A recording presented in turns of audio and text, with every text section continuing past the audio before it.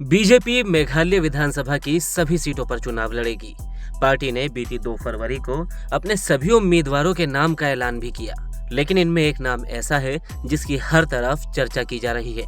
वो नाम है उग्रवादी नेता बर्नार्ड एन मारक का। दरअसल मुख्यमंत्री कोनराड के संगमा के खिलाफ बीजेपी ने अपने राज्य इकाई के उपाध्यक्ष और पूर्व उग्रवादी नेता बर्नार्ड एन मारक को उतारा है।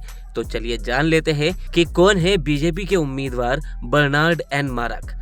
2014 में बीजेपी में शामिल होने से पहले मारक अचीक नेशनल वॉलंटियर काउंसिल यानी ANVC के सदस्य थे। वो एक प्रतिबंधित संगठन था जो अचीक भूमि यानी गारो ट्राइबल के लिए अलग राज्य बनाने की मांग करता रहा था।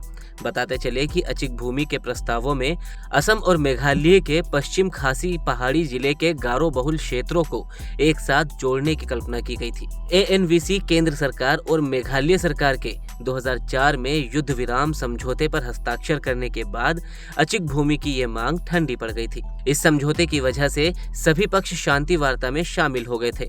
हालांकि 2012 में अचीक नेशनल वॉलंटियर काउंसिल के एक अलग दल ANVC-B का गठन हुआ, जो वार्ता का विरोधी था। मारक ने 2012 तक तोरीक मारक नाम से ANVC के प्रवक्ता के रूप में काम किया था, जिसके बाद वे बड़े संगठन से अलग हुए और ANVC-B के अध्यक्ष पद पर विराजमान हो गए।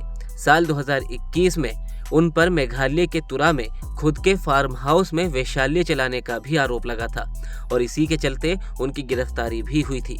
प्रदेश इकाई के उपाध्यक्ष बर्नार्ड एन मारक की गिरफ्तारी के लिए पुलिस ने गैर जमानती वारंट तक जारी किया था।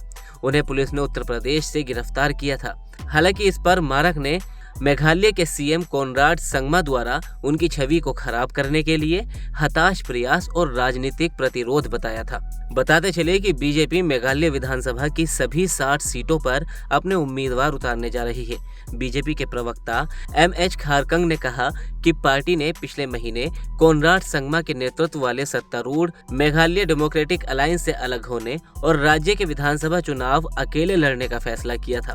उम्मीदवारों की सूची में बीजेपी के 2 मौजूदा विधायक संबोर शुल्लई और KL हेग का भी नाम शामिल है। ये शहर के दक्षिण शिलोंग और पाय थोरुखरा निर्वाचन क्षेत्रों से चुनाव लड़ेंगे।